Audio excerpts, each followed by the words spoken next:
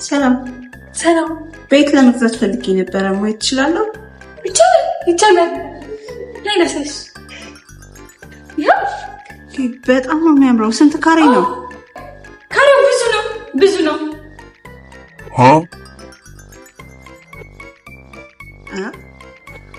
ኦኬ።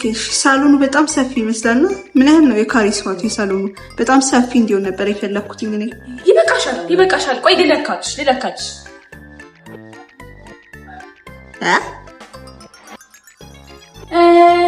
180 ነው። 180 እሺ። ቅድመ ክፍያው ምን ያህል ነው? የቻልሽውን አቅምሽ የፈቀደው እሺ። ዲጂታል ካርታ አለው ግን ለመሆኑ? አለው። አላዋርሽኝም? አለው። ጉግል ማፕ ላይ ልልሽ እንዴ? ጉግል ማፕ? የቤት ካርታ ጉግል ማፕ? ምንም አታውቂማ? ከዚህ በላይ ምን ቦይ